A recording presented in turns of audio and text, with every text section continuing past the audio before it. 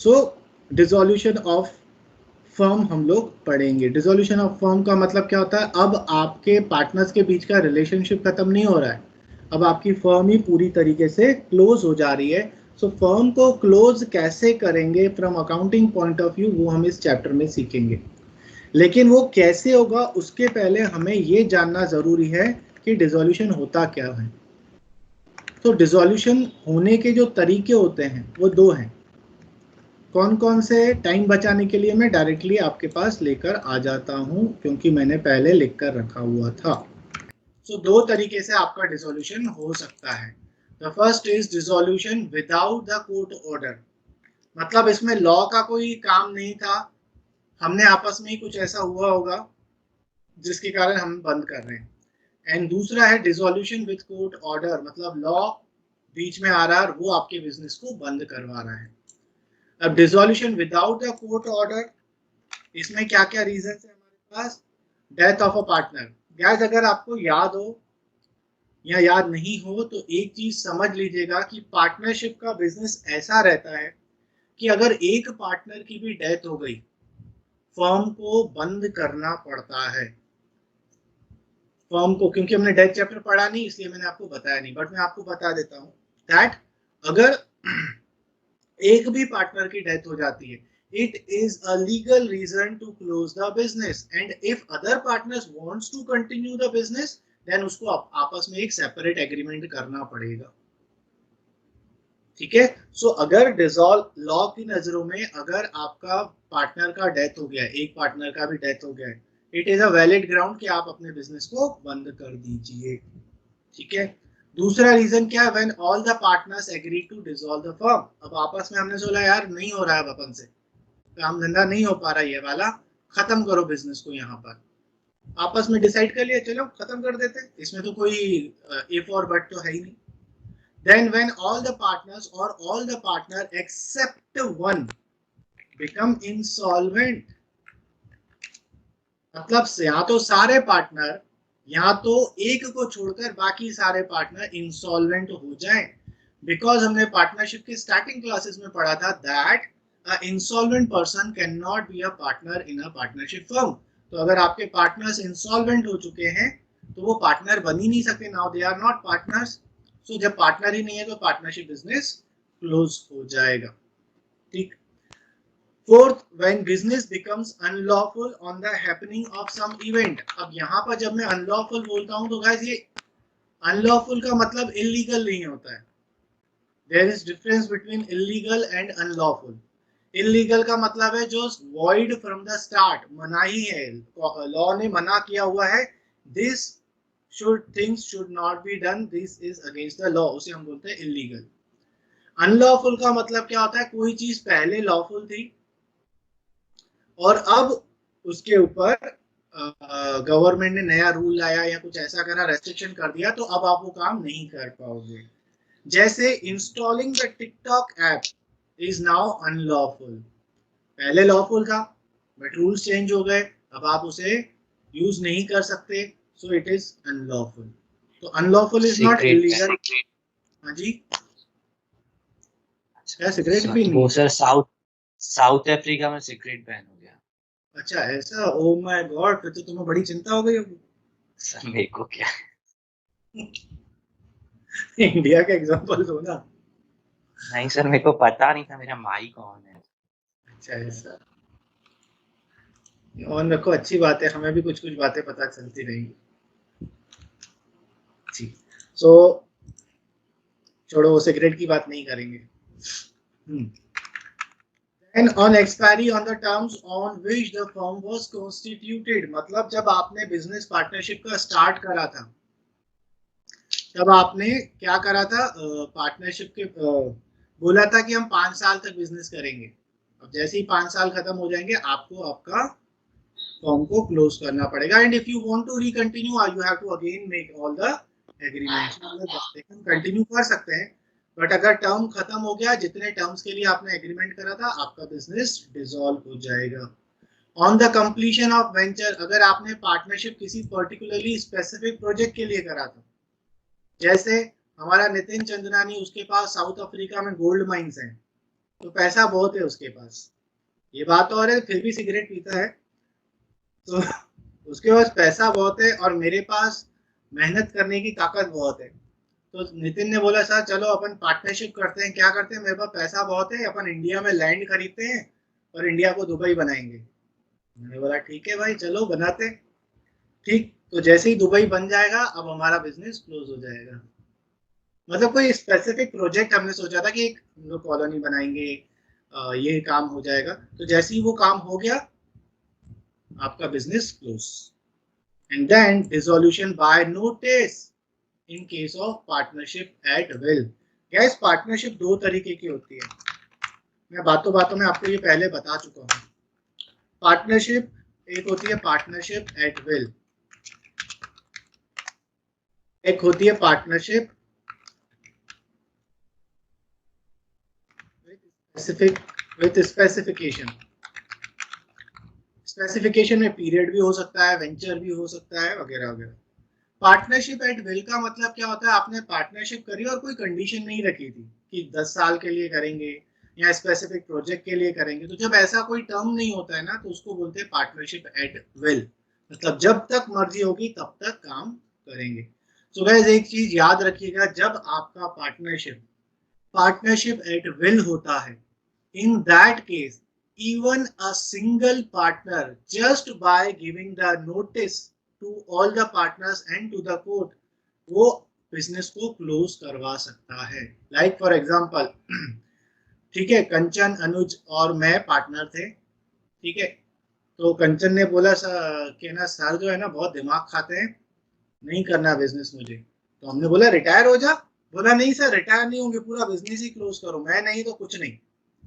मैंने बोला ऐसा थोड़ा ना होता है यार, ज्यादा शानी मत बन। उसने बोला अच्छा सर रुको, मैंने भी पढ़ा था क्लास में पार्टनरशिप एट विल होता है।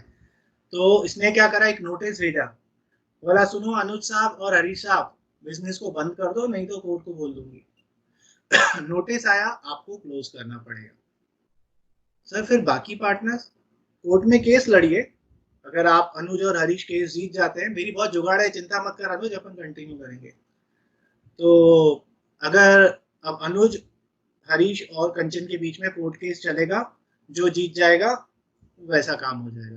कंचन अगर जीत गई तो बिजनेस बंद, और अगर नहीं तो फिर उसका इस दुनिया से ही दाना पानी बंद करवा देंगे अपन, चिंता नहीं करो, साउथ अफ्रीका ट्रांसपोर्ट कर देंगे, वहां पर सिगरेट बैन हो गई है। ठीक है, सो ये चीज याद रखिएगा, in the case of dissolution of partnership at will even a single partner just by giving the notice business को क्लोज करवाने की ताकत रखता है। ठीक है, डिसॉल्व कराने की ताकत रखता है। So these all are the reason. तो सिंपल सा रीजन है, जो आपने कंडीशंस बनाई थी वो कंडीशन पूरी हो गई तो डिसॉल्व कर दो, और अगर कंडीशन नहीं बनाई थी तो एक सिंगल पार्टनर भी नोटिस से बिजनेस को क्लोज करवा सकता है। या तो फिर आपका बिजनेस अनलॉफुल हो जाए, या तो आपके पार्टनर्स इंसॉल्वेंट हो जाए या लूनेटिक हो जाए, पागल, पूरे पागल या आधे पागल। ठीक है, फिर तो स्तुति बोलेगी सर ऐसी कंडीशन में आप तो कभी किसी के साथ पार्टनरशिप कर ही नहीं पाओगे। मैंने बोला मैं बाहर से ही ऐसा लगता हूँ, अंदर से दिमाग बहुत है, बाल कम है दिमाग ज्यादा है। So this was dissolution without the court order. Then dissolution with court order. Court आपको ऑर्डर भेजेगी, क्यों, उनको लगा होगा कि आप कुछ गलत काम कर रहे हो। A partner become a person of unsound mind.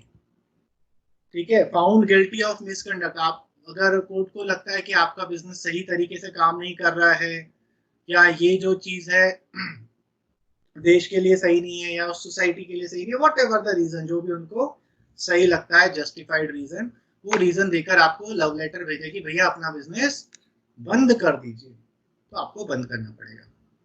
ठीक है, चलिए, so this was reasons of dissolution with the court order and without the court order. अब हमें करना क्या है, हमें अकाउंट्स के बारे में सोचना है, बिकॉज हम अकाउंट्स पढ़ रहे हैं और बिकॉज हम अकाउंटेंट हैं। सो हमें क्या करना है, हमें इस चैप्टर में करना है सेटलमेंट ऑफ अकाउंट्स। क्योंकि आपका बिजनेस क्लोज हो रहा है, आपको सारे अकाउंट्स को सेटल करना है, खत्म कर देना है। गाइस एक बिजनेस बंद कैसे होगा अकाउंटिंग पॉइंट ऑफ व्यू से, सोचकर देखिए। जिनको पता है ना, आईसी वाले मेरे से पढ़ चुके हैं, वो मत बोलना, होशियारी नहीं मारी हो। हाँ जी, मैं आपको क्या बोल रहा हूँ, आपको आपका बिजनेस डिसॉल्व करना है, बंद करना है। आप अकाउंटेंट के एंगल से सोचिए, अकाउंटेंट की क्या ड्यूटी होगी। सर सारे एसेट्स और लायबिलिटीज मतलब बढ़ जाएंगे। गाइस आपको पता है जब आप अकाउंट्स शुरू करते हो, मतलब नॉट फर्स्ट ईयर, कोई भी ईयर का अगर अकाउंट शुरू करते हो, तो कहाँ से स्टार्ट होता है अकाउंटिंग का फर्स्ट डे। ओपनिंग बैलेंस अपने को कहाँ से मिलेगा, बैलेंस शीट से। आपको पता है पूरी अकाउंटिंग करने के बाद बचता क्या है अपने पास अकाउंट्स में, बैलेंस शीट नाम का प्राणी कभी दुनिया में सुना है आपने। तो गाइस बैलेंस शीट का नाम बैलेंस शीट क्यों है, क्योंकि एक ऐसी शीट है जिसमें जो बैलेंस बच गया वो लिखा हुआ है, दैट्स व्हाई उसका नाम बैलेंस शीट है। तो आपकी अकाउंटिंग में जो भी होता है ना, वो सारी चीजें एक दूसरे में मिल जाती हैं, बचता है सिर्फ बैलेंस शीट। जैसे मैंने, अगर आपको 11th क्लास में मैंने पढ़ाया या किसी और ने पढ़ाया है, तो हो सकता है उन्होंने आपको बताया होगा कि अपने बिजनेस में सिर्फ 5 तरीके की चीजें होती हैं। कौन कौन सी चीजें होती है, assets, liabilities, capital, incomes and gains, and losses. इसके अलावा कुछ होता है क्या, इसके अलावा कुछ भी नहीं होता है आपकी अकाउंटिंग में। क्योंकि देखो हमको सिर्फ अकाउंट्स के एंगल से सोचना है, हमारे अकाउंट्स में इसके अलावा कुछ होता ही नहीं है। ठीक, तो क्या होता है, आप जो इनकम करते हो, जो आपने इनकम करा, वो चला जाएगा कहां पर, प्रॉफिट एंड लॉस में। ठीक, ये वाला चला जाएगा प्रॉफिट एंड लॉस में। एक्सपेंस भी कहां चला जाएगा, प्रॉफिट एंड लॉस में। और प्रॉफिट एंड लॉस का बैलेंस अल्टीमेटली कहां चला जाएगा, कैपिटल में। ठीक, मतलब क्या, इनका अस्तित्व खत्म हो जाता है, ये सारी चीजें मिल जाती हैं कहां पर, प्रॉफिट एंड लॉस में। और प्रॉफिट एंड लॉस का भी जो फाइनल रिजल्ट होता है वो चला जाता है कैपिटल में। तो ये सारी चीजें खत्म हो जाती हैं, बचता क्या है, एसेट, लायबिलिटी और कैपिटल। ठीक है, मतलब क्या, हमारे अकाउंट्स में जो एंड में हमारे पास बचता है वो होता है बैलेंस शीट, वो होता है बैलेंस शीट। तो अगर मुझे अपने फर्म को डिसॉल्व करना है, खत्म करना है, क्लोज करना है, तो अकाउंटिंग पॉइंट ऑफ व्यू से अगर मैं अपनी बैलेंस शीट की सारी चीजों को जीरो कर दूं, हो गया खत्म, डिसॉल्व हो गया। बस यही ध्यान रखिएगा, इस चैप्टर में हमें यही करना है, अपनी बैलेंस शीट को पूरा जीरो कर देना है, सारे अकाउंट्स क्लोज हो जाने चाहिए। ठीक, अब बैलेंस शीट में होता क्या क्या है, बैलेंस शीट में होता है एसेट, बैलेंस शीट में होती है लायबिलिटी, और क्या होता है, कैपिटल। ठीक है, तो आप क्या करते हो जैसे ही आपको अपने फॉर्म को डिसॉल्व करना है, तो आप जाओगे कोर्ट के पास, बोलोगे कोर्ट महाराज हमें अपने बिजनेस को डिसॉल्व करना है, डिसॉल्व करिए। तो क्या करेंगे, वो सबसे पहले कोर्ट क्या करेगी, एक पर्सन को अपॉइंट करेगी, that person is known as liquidator. वो लिक्विडेटर आपके पास आएगा और बोलेगा सबसे पहले क्या, मुझे अपनी बैलेंस शीट दो। तो आप उसे अपनी बैलेंस शीट दे दोगे। फिर वो क्या करेगा, उस बैलेंस शीट में जितने भी एसेट्स हैं सबको अपने नाम पे कर लेगा और बेच देगा। और बेच के जो पैसा आएगा वो ये गरीब लोगों में बांट देगा, मतलब लाइबिलिटीज को पे ऑफ कर देगा। उसके बाद जो बचेगा, अगर कुछ पैसा बचता है, तो ये जो सबसे गरीब लोग होते हैं, ओनर, कैपिटल, उसको पेमेंट कर देगा। ठीक, तो बैलेंस शीट में क्या है, 3 चीजें अपने पास, एसेट, लायबिलिटी, कैपिटल। वो एसेट्स को बेच देगा, पैसा आएगा, लायबिलिटीज का पेमेंट कर देगा। अगर पैसा बच गया तो कैपिटल को भी पैसा दे देगा, मतलब पार्टनर्स को भी उनकी कैपिटल वापस कर देगा। इस तरीके से पूरा बिजनेस जय माता दी हो जाएगा।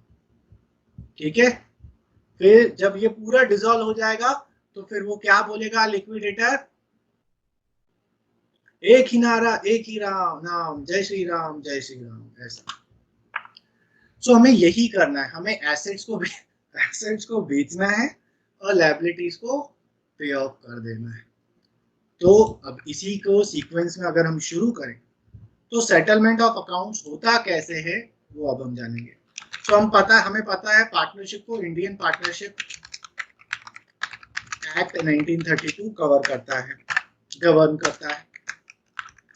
इंडियन पार्टनरशिप एक्ट 1932 में एक सेक्शन है, सेक्शन नंबर 48।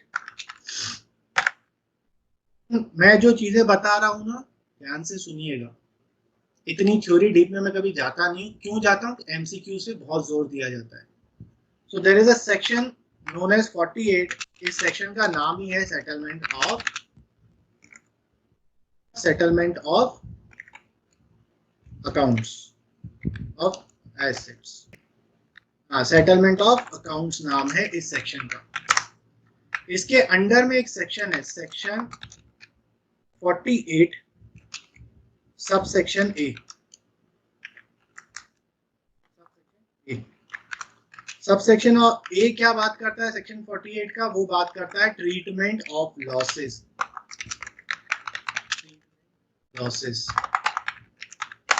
कि आपके बिजनेस में जो लॉस होगा उसे आप किस तरीके से सेटल करोगे। तो इन्होंने हमको सीक्वेंस दिया, किस सीक्वेंस में इनका सेटलमेंट होगा। सबसे पहले कहा कि जो आपके लॉसेस हैं उसको आप आउट ऑफ प्रॉफिट सेटल करिए। मतलब आपके बिजनेस के जो प्रॉफिट्स हैं आपके पास, वहां से आप अपने लॉसेस को कवर कर दीजिए। उसके बाद भी अगर प्रॉफिट्स खत्म हो गए और अभी भी लॉसेस बचे हुए हैं, then out of partners capital, फिर आप पार्टनर्स की कैपिटल को रिड्यूस करना शुरू कर दीजिए। ठीक है, अगर पार्टनर्स की कैपिटल भी खत्म हो जाएगी तो फिर आप क्या करोगे? It will be beard personally bye partners in PSR। मतलब लॉसेस हुए, किसके लॉसेस है? फर्म के। तो पहले फर्म के प्रॉफिट यूज करो। अभी आप पार्टनर्स के घर पर मत पहुंचिए, पहले फर्म के प्रॉफिट्स को यूटिलाइज करिए। फिर फर्म के प्रॉफिट्स खत्म हो जाते हैं तो पार्टनर्स की कैपिटल को यूटिलाइज करिए। फिर पार्टनर्स कैपिटल भी खत्म हो जाती है, तब आप पर्सनली उनके घर की चीजों को बेचना शुरू कर दीजिए। क्योंकि हमें पता है पार्टनरशिप में लायबिलिटी जो होती है वो अनलिमिटेड होती है। अनलिमिटेड मतलब partners will be personally liable for the debts of the firm. अगर फर्म के पास सफिशिएंट अमाउंट नहीं है तो उसके घर के सामान चड्डी बनियान तक भी बेच सकते हैं। ठीक है, मेरे अगर बेचने को आए तो क्या मिलेगा? सस्ती वाली। हाँ, बाकी मोक्ष वोक्ष बढ़िया जोकी वोकी के पहनते हैं। फिर है सेक्शन 48 बी। अब गाइस जो मैं आपको सेक्शंस बता रहा हूँ ना, ये सारी चीजें ना सेम बातें ही कर रहे हैं, बस अलग अलग एंगल से। एक सेक्शन लॉसेस के एंगल से बात करेगा, एक सेक्शन एसेट्स के एंगल से बात करेगा, एक सेक्शन लायबिलिटीज के एंगल से बात करेगा। तो सबका अल्टीमेट मतलब यही है कि पहले फर्म की चीजें यूज करो, फिर पार्टनर्स की कैपिटल यूज करो, फिर वो भी खत्म हो जाए तो पार्टनर के घर की चीजों को यूज करो। ठीक, पर हमको ये वर्ड याद रखने हैं कि 48A लॉसेस की बात करता है, लॉसेस के एंगल से बात करता है। 48B किसके बात करता है? एसेट्स की। Application of assets. Application of assets का मतलब क्या होता है गाइस? कि जब आपका लिक्विडेटर आपके सारे एसेट्स को सेल करेगा और उससे जो पैसा आएगा उसका यूटिलाइजेशन कैसे होगा, इसकी बात करता है। ठीक, तो सीक्वेंस वही रहेगा। पहला, जैसे ही पैसा आया वो क्या पे करेगा? In paying firms debt. कौन से? External.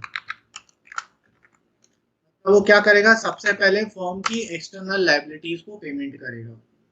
External liabilities, creditors, bills payables, bank loan, ये सारी चीजें। उसके बाद इन पेइंग पार्टनर्स लोन। अभी उसकी कैपिटल वापस नहीं कर रहे। अगर पार्टनर ने कोई लोन दिया है तो याद करिए, समझिएगा कि पहले फर्म की एक्सटर्नल लायबिलिटीज को पे करेंगे। एक्सटर्नल मतलब which is not related to partners. उसके बाद पार्टनर्स के पास आएंगे, पार्टनर्स के पास भी सबसे पहले पार्टनर का लोन पे करेंगे। उसके बाद भी अगर पैसा बच जाता है तो इन पेइंग पार्टनर्स कैपिटल, तो हम पार्टनर्स की कैपिटल वापस कर देंगे और उसके बाद भी पैसा बच जाता है तो उसे बोलते हैं सरप्लस। और सरप्लस किसको मिल जाएगा? पार्टनर्स को भी। It will be distributed in PSR. So guys, मैं आपको एक याद रखने के लिए एक चीज बता देता हूं, कहीं पर भी डिसोल्यूशन में कैपिटल रेशो की बात नहीं होगी। एक ही रेशो होगा, एक ही नाम होगा, वो होगा प्रॉफिट शेयरिंग रेशो। ठीक है, मैं ये आपको क्यों बता रहा हूं, बिकॉज एमसीक्यूज आते हैं, आपको बोलेगा as per section 48B if there is any surplus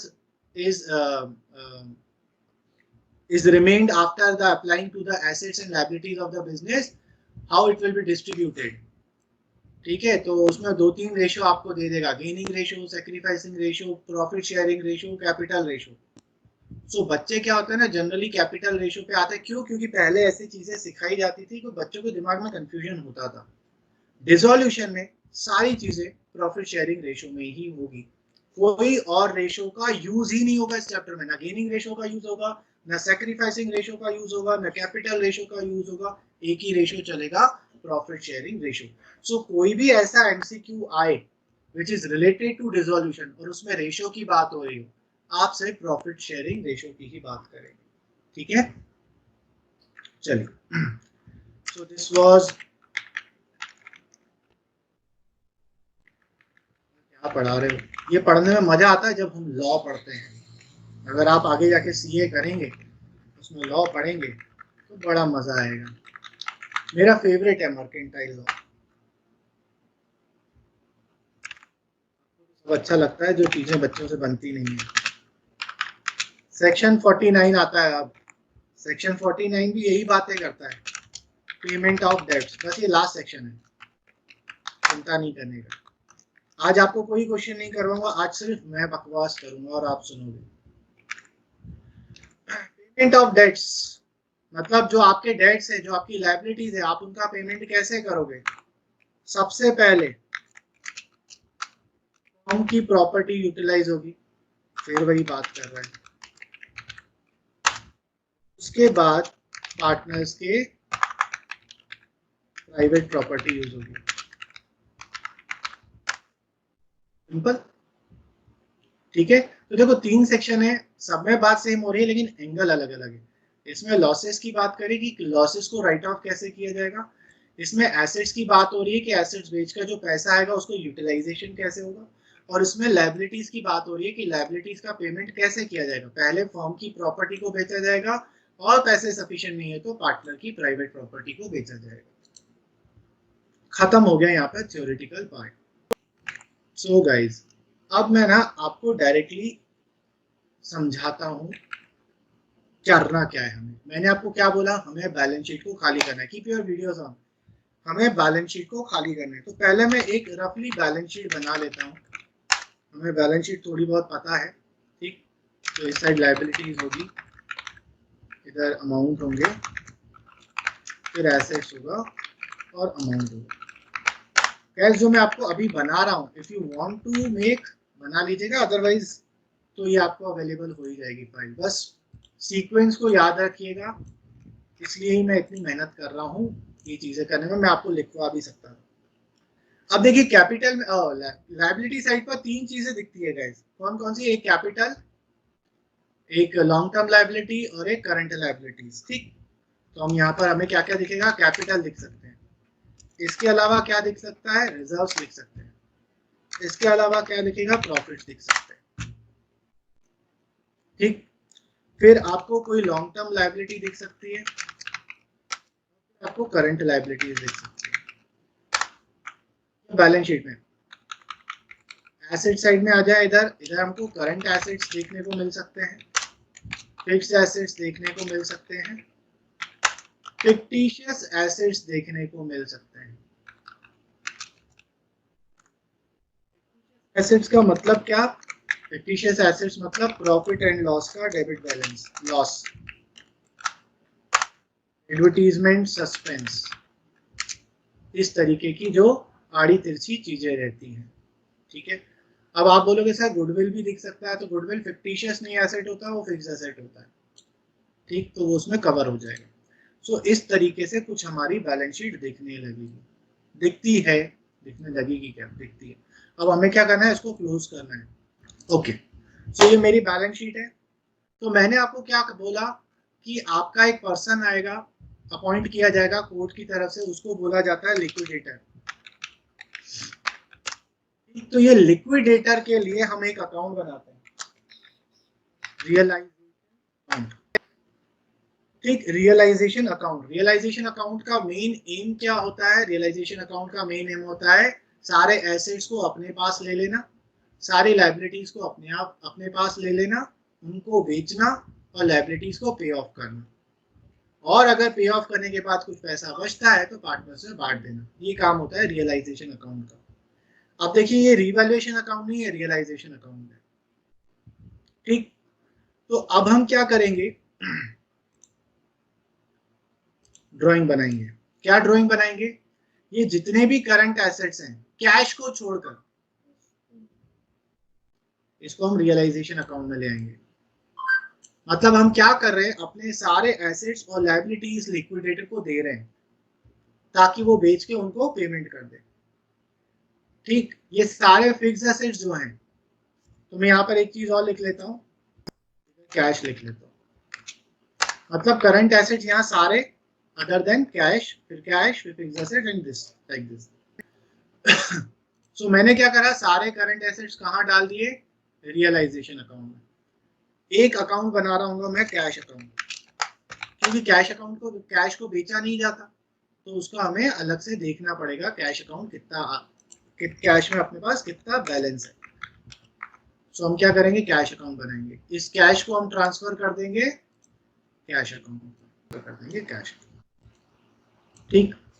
उसके बाद करंट एसेट्स को तो ट्रांसफर करा रियलाइजेशन अकाउंट में, फिक्स एसेट्स को भी रियलाइजेशन में ट्रांसफर कर देंगे।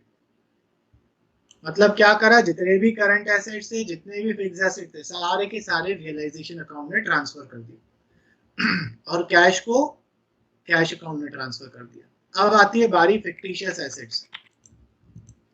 क्या ये फिक्टिशियस एसेट आपका लिक्विडेटर बेच सकता है क्या, या कोई भी बेच सकता है क्या? नहीं, फिक्टिशियस एसेट्स तो एसेट्स ही नहीं होते, ये वो तो लॉसेस होते हैं। तो लॉसेस कौन बियर करेगा, पार्टनर बियर करेंगे। मतलब आपको एक और अकाउंट बनाना पड़ेगा, पार्टनर्स कैपिटल अकाउंट। कुल मिला के 3 अकाउंट बनते हैं गाइस हमारे इसमें। कौन कौन सा अकाउंट बनता है, realisation account, cash account and partners capital account. ये हमने ट्रांसफर कर दिया। तो ये जो आपका प्रॉफिट एंड लॉस है और जो आपका एडवर्टीजमेंट सस्पेंस है, ये किसके पास चला जाएगा, ये चला जाएगा आपके पार्टनर्स के पास। ये दोनों चीजें पार्टनर्स के पास चली जाएंगी। कौन से रेशो में, एक ही रेशो है, प्रॉफिट शेयरिंग रेशो। हो गया, एसेट साइड खत्म हो गया। अब हम लायबिलिटी साइड को खत्म करेंगे। लायबिलिटी साइड में भी हम क्या करेंगे, सबसे पहले जितनी भी एक्सटर्नल लायबिलिटीज हैं, जितनी भी हमारी एक्सटर्नल लायबिलिटीज हैं, वो पूरी की पूरी हम इस रियलाइजेशन अकाउंट में ट्रांसफर कर देंगे। नीचे करंट लायबिलिटी भी यहाँ ट्रांसफर हो जाएगा और ये लॉन्ग टर्म लायबिलिटी भी यहाँ ट्रांसफर हो जाएगा, ठीक। उसके बाद जो कैपिटल है वो कैपिटल अकाउंट में चला जाएगा,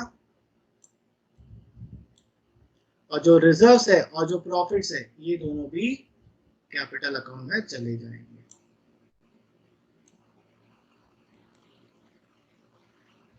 हो गया खत्म पूरा, बैलेंस शीट जीरो हो गया, बैलेंस शीट जीरो हो गया, ठीक है। अब बैलेंस शीट जब जीरो हो जाएगा तो हमने क्या करा है, जो आपका ये रियलाइजेशन अकाउंट है, आपका ये जो रियलाइजेशन अकाउंट है, हमने क्या करा, इसमें सारे एसेट्स और लायबिलिटीज को ट्रांसफर कर दिया है। अब ये बंदा क्या करेगा, एसेट्स को बेचेगा, कैश आएगा, ठीक, कैश आएगा, फिर उस कैश में से पेमेंट कर देगा लायबिलिटीज को, ठीक। अब सारे एसेट्स बिक जाएंगे, लायबिलिटीज का पेमेंट हो जाएगा। फिर जब आप रियलाइजेशन अकाउंट का फाइनल बैलेंस निकालोगे, वो किसके पास चला जाएगा? वो या तो प्रॉफिट होगा या तो लॉस होगा। ठीक, वो कहाँ चला जाएगा? वो चला जाएगा पार्टनर्स के पास। तो हम क्या करेंगे, हमारे रियलाइजेशन का जो फाइनल बैलेंस होगा, हमारे रियलाइजेशन का जो फाइनल बैलेंस होगा, इसको भी ट्रांसफर कर देंगे हम लोग पार्टनर्स कैपिटल में। सो इस तरीके से रियलाइजेशन अकाउंट खत्म। हमने एसेट्स दिए, लायबिलिटीज दिए, एसेट्स को बेचा, लायबिलिटीज को पे ऑफ कर दिया, फाइनल रिजल्ट आया, उसे पार्टनर्स कैपिटल को दे दिया, तो रियलाइजेशन अकाउंट खत्म। अब बचे दो अकाउंट, कैश और पार्टनर्स कैपिटल। जितना कैश पड़ा है वो पार्टनर्स को दे दो, तो कैश अकाउंट भी खत्म हो जाएगा, पार्टनर्स कैपिटल अकाउंट भी खत्म हो जाएगा। और इस तरीके से लास्ट में हमारे पास कुछ भी नहीं बचेगा। समझ में आया? सो सीक्वेंस याद रखिएगा, एसेट्स को ट्रांसफर करो, लायबिलिटीज को ट्रांसफर करो, एसेट्स को बेचो, लायबिलिटीज को पे ऑफ करो, फाइनल बैलेंस जो आएगा पार्टनर्स कैपिटल में डाल दो, और जो बचा हुआ कैश है वो भी कैपिटल में डाल दो, काम हो गया खत्म। ठीक है, अब ये ऊपर ऊपर से तो समझ में आ जाता है, लेकिन जब तक क्वेश्चन सॉल्व नहीं करेंगे तब तक समझ में नहीं आएगा। देयरफॉर मैं आपको अभी एक बहुत बेसिक सा क्वेश्चन करके बताऊंगा, ताकि आपको ये प्रॉपर पता चल जाए कि कैसे क्या होता है। ठीक है, ये नोट करना है क्या किसी को? चलिए तो डायरेक्ट क्वेश्चन करें फिर। ओके गाइस, अब आएगा मजा। ओ हुड़ हुड़ दबंग दबंग दबंग दबंग हुड़ हुड़ दबंग दबंग दबंग। ओके गए, एक बार ध्यान से देखते हैं क्या बोल रहा है। Balance sheet of a firm on 31 March 2020 was as under. बोला प्रिया कैपिटल है, प्रॉफिट एंड लॉस दिया है, क्रेडिटर्स है, फ्री होल्ड प्रॉपर्टी है, इन्वेस्टमेंट है, डेटर्स है, स्टॉक है, कैश एट बैंक है, कोई भी फालतू चीज नहीं है। फिर क्या बोल रहा है, partnership was dissolved on the above date, Priya took the investment at an agreed value of 190, cash realise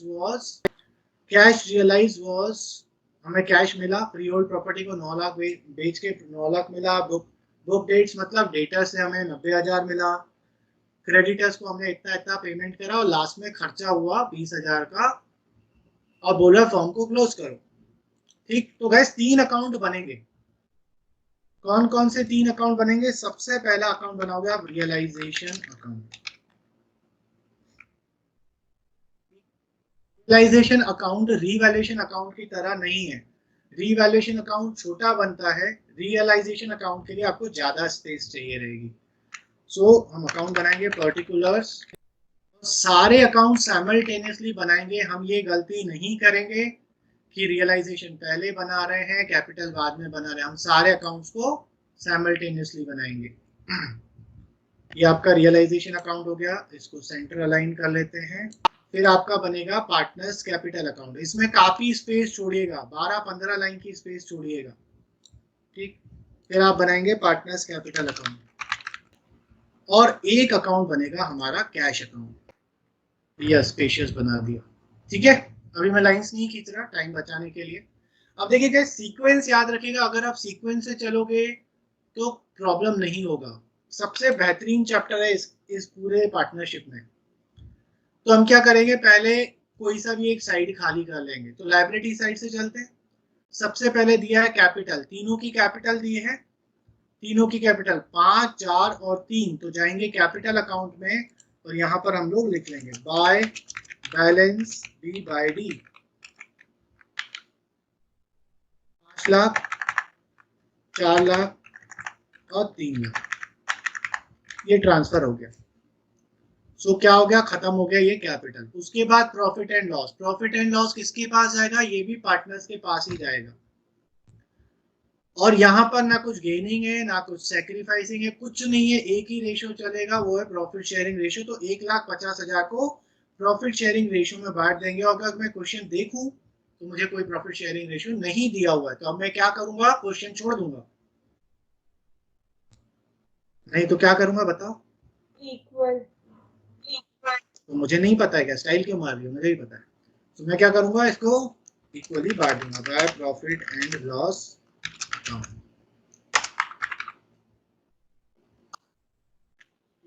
हो गया। आगे देखिए क्या है, क्रेडिटर्स। अब मैंने आपको क्या बता रहा, जितनी भी एक्सटर्नल लायबिलिटीज होंगी और जो एसेट्स होंगे वो हम रियलाइजेशन में ट्रांसफर कर देंगे। ठीक। सो लायबिलिटीज जो होंगी वो क्रेडिट साइड में ट्रांसफर करेंगे और एसेट्स जो होंगे वो डेबिट साइड में ट्रांसफर करेंगे। तो क्रेडिटर्स अपने हैं 2 लाख, तो मैं रियलाइजेशन अकाउंट के क्रेडिट साइड पे लिख लूंगा यहाँ बाय क्रेडिटर्स 2 लाख। देखिए अभी हम बेच नहीं रहे, अभी हम अपनी बैलेंस शीट में जो वैल्यू है वही ट्रांसफर कर रहे हैं। ठीक है ना, ये याद रखिएगा, जो बैलेंस शीट की वैल्यू है वही ट्रांसफर कर रहे हैं। सो जो बुक वैल्यू है, ये क्रेडिटर्स को हम कितना पेमेंट करेंगे क्या करेंगे वो बात की बात है, पहले ट्रांसफर करना है और ट्रांसफर बुक वैल्यू पर ही होता है, जितनी बुक्स में वैल्यू है। ओके, तो ये ट्रांसफर लायबिलिटी साइड कंप्लीट। किसी को कोई डाउट? हाँ सर, रियलाइजेशन अकाउंट का नेचर क्या होगा? हाँ, रियलाइजेशन अकाउंट का नेचर नॉमिनल होगा। योगिता मैंने नॉमिनल बोला तो कोई डाउट नहीं है तुम्हें? सर पर उसमें तो इनकम्स और एक्सपेंसेस आते ही नहीं है। नहीं, नॉमिनल में तो आते हैं इनकम और एक्सपेंस। तो सर इसमें तो नहीं आते। हाँ, अब 1 मिनट और, अनुज भी कुछ बोल रहा था, अनुज बोलो। Sir liabilities. हाँ, लायबिलिटीज इसमें इसलिए डाल रहे हैं क्योंकि ये रियलाइजेशन जो अकाउंट है ना हम लिक्विडेटर के एंगल से बनाते हैं। तो मैं अपनी लायबिलिटी लिक्विडेटर को ट्रांसफर कर रहा हूं, तो मेरा क्रेडिटर बन गया है ना, वो मेरा क्रेडिटर बन गया, इसलिए मैं उसके क्रेडिट साइड पे लिख दे रहा हूं। ठीक है, तो ये मेरी लायबिलिटी ट्रांसफर हो गई। अब आ जाए एसेट्स में। एसेट्स में मेरे पास ये सारे एसेट्स हैं, कैश को छोड़कर और फिक्टिशियस एसेट्स को छोड़कर सारे एसेट्स में रियलाइजेशन में ट्रांसफर कर दूंगा डेबिट साइड पर।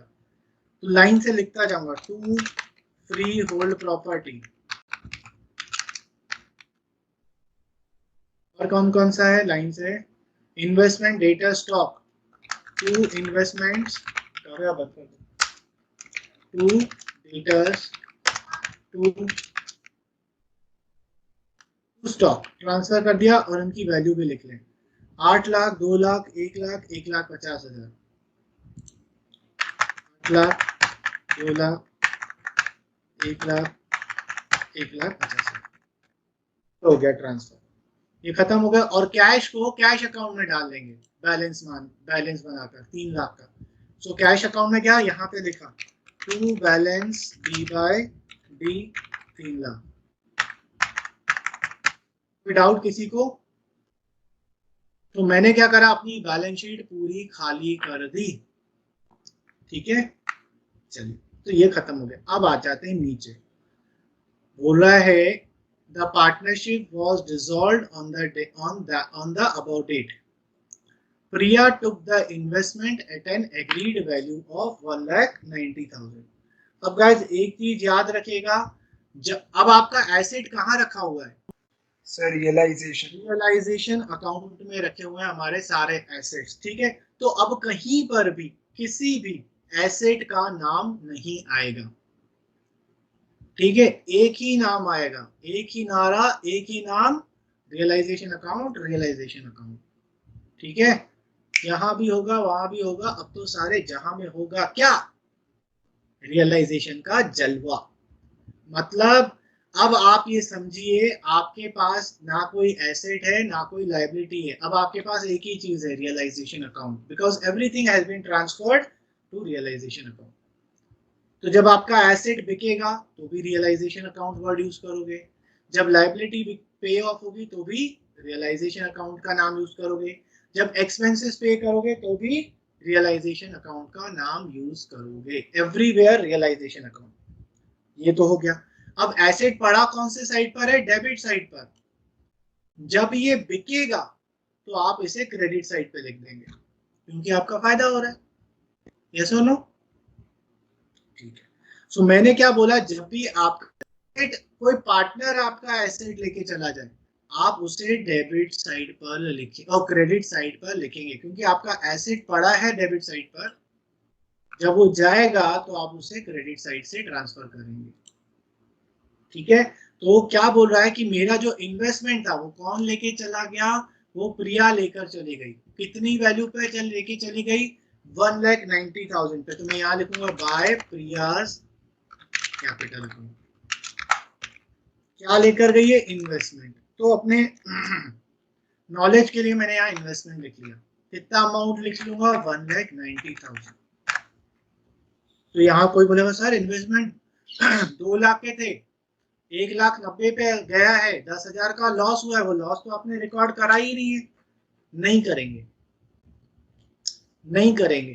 क्यों नहीं करेंगे, डिसोल्यूशन में आपको सारी चीजों को जो जा रही है, जो बिक रही है या जो पे हो रही है, उनको आपको उनकी रियलाइज्ड वैल्यू पे रिकॉर्ड करना है। डिफरेंस अमाउंट से हमें कोई मतलब नहीं है, वो डिफरेंस अमाउंट ऑटोमेटिकली एडजस्ट हो जाएगा।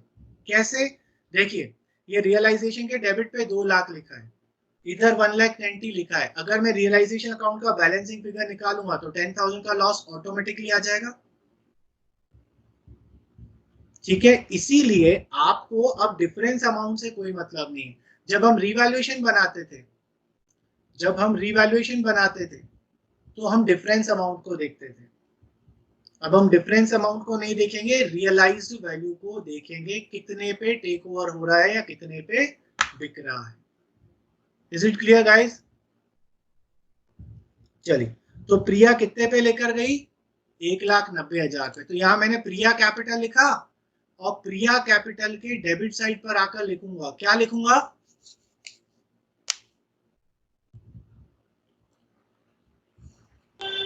Realisation account. Realisation account. Investment नहीं लिखेंगे, क्योंकि इन्वेस्टमेंट नाम की चीज अब हमारे पास है ही नहीं। अब हमारे पास एक ही चीज है, एक ही नारा, एक ही नाम, जय श्री रियलाइजेशन, जय श्री रियलाइजेशन। ठीक है, तो यहाँ पे लिखेंगे टू रियलाइजेशन अकाउंट। कौन लेकर गया, प्रिया। प्रिया पार्टनर कौन सी वाली थी, प्रिया रमेश जिया, फर्स्ट वाला। यहाँ लिख लेते हैं प्रिया रमेश एंड जिया, 1,90,000। ये समझ में के चला गया।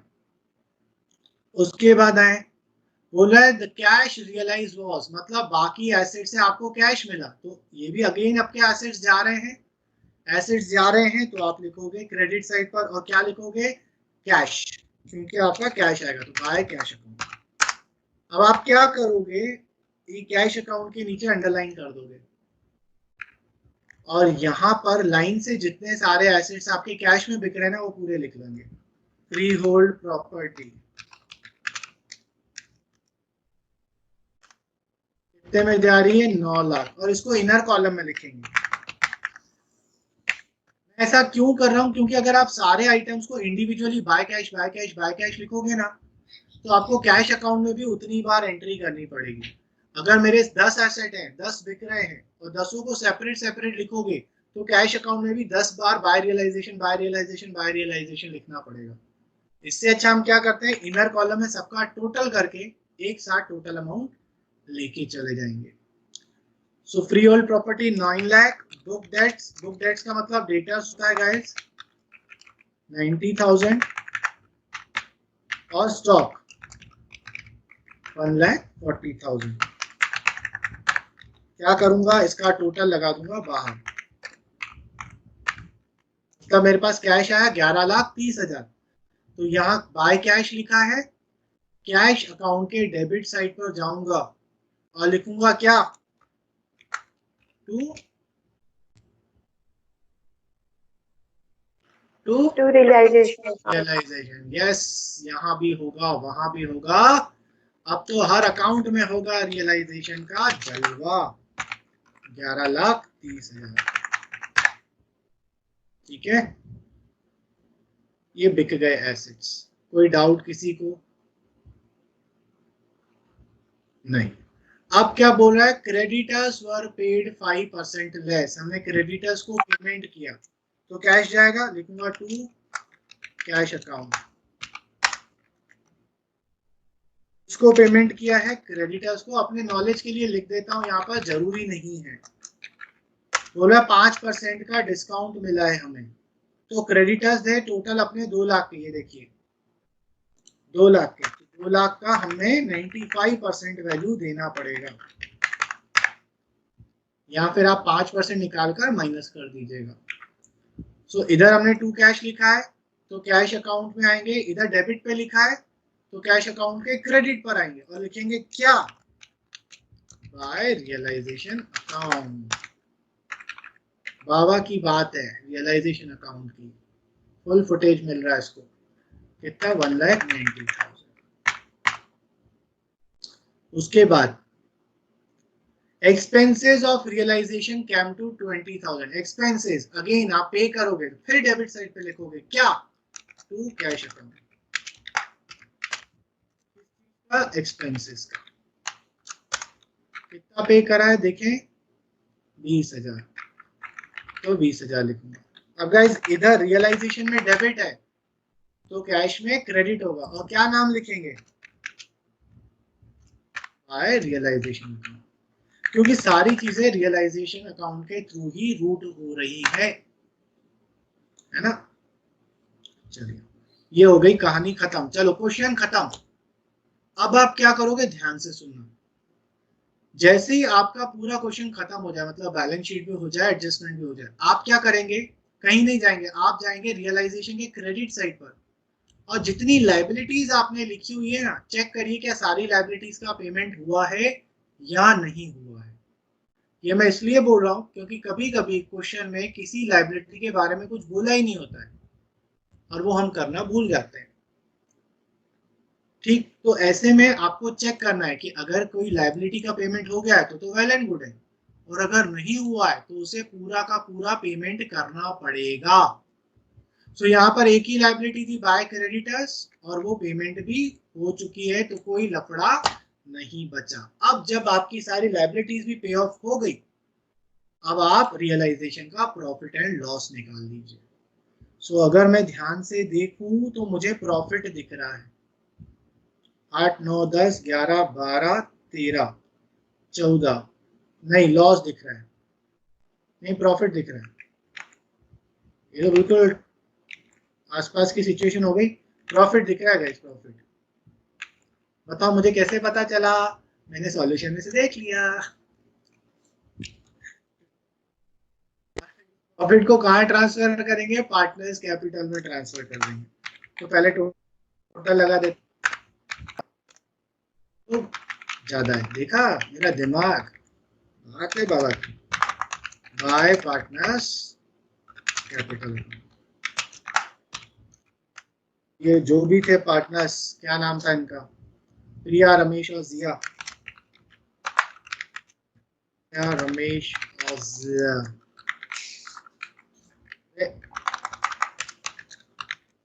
इनमें हम प्रॉफिट देखें कितना आ रहा है, प्रॉफिट आ रहा है 15,20,000 माइनस, तो 60,000 का प्रॉफिट मुझे दिख रहा है। ये मैंने कॉपी नहीं किया, मैंने मन से करा, इतना कैलकुलेशन आता है 60,000, और इसको हम पार्टनर्स में बांट देंगे रेशो में, और रेशो इक्वल है तो 20,000, 20,000 एंड 20,000।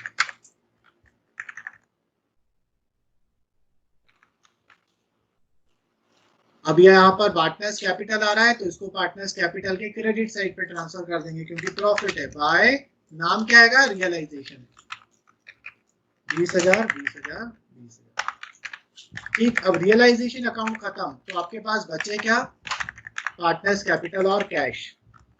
अब गाइस अगर आपने पूरा क्वेश्चन सही किया है तो आप क्या करोगे, आपके पार्टनर्स कैपिटल के क्लोजिंग बैलेंसेस आएंगे, उस क्लोजिंग बैलेंस को अपन to balance C by D लिखते थे, अब सी बाई डी नहीं लिखेंगे, उनको पेमेंट कर देंगे, तो लिखेंगे टू कैश अकाउंट। ठीक है, जो बैलेंसेस आ रहे हैं, क्यों, क्योंकि बिजनेस बंद हो रहा है तो इनको पैसा दे दो इनका। ठीक, तो देखिए पहले कितना बैलेंस आ रहा है,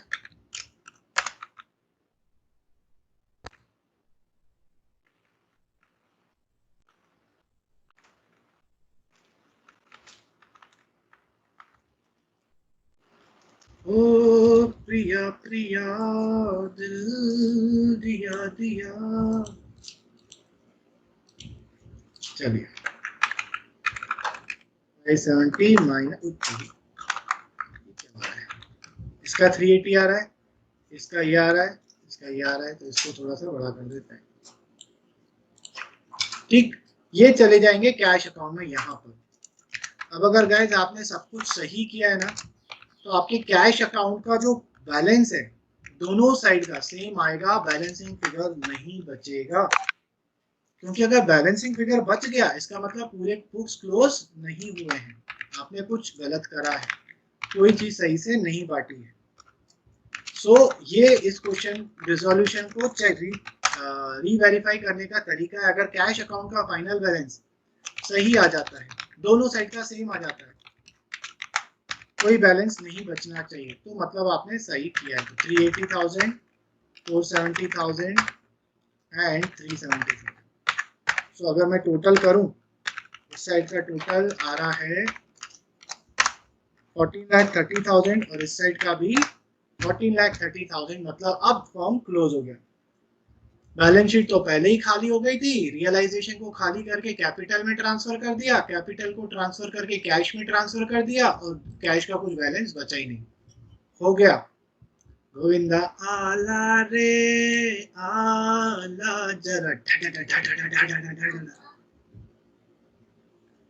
अरे यार इस बार तो गणपति जी को भी सेलिब्रेट नहीं कर पाएंगे यार, ये कोरोना की ऐसी भी तैसी दिमाग सटका दिया है। गाइस कोई डाउट? मैं आज आपसे एक्सपेक्ट नहीं कर रहा हूं कि आपको करना आ जाएगा, एटलीस्ट मैं चाहता हूं कि आपको प्रोसीजर समझ में आया कि नहीं आया। किसी को कोई डाउट? नोट करना हो तो नोट कर लीजिए, और अगर बाद में नोट करना चाहे तो आपकी मर्जी है।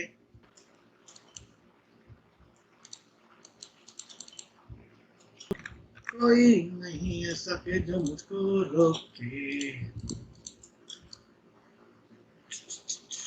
इसमें पिंकू कलर करो, पिंकू काव्या का फेवरेट है। डार्क वाला नहीं करूंगा, लग रहा है ना कलरफुल। हर्षिका दीदी समझ में आयो? हाँ सर, आप समझाओगे तो समझ में तो आना ही है ना। हेलो, हाय मैं मर जावा गुड़ खा के। कैसी बात बोल दी यार तूने, तो खुश कर दिया मुझे। एक हर्षिका ही प्यार करते हैं मुझे, बस और कोई नहीं करता है। ये राजवीर तो अपने बालों को हाथ लगाता रहता है बस।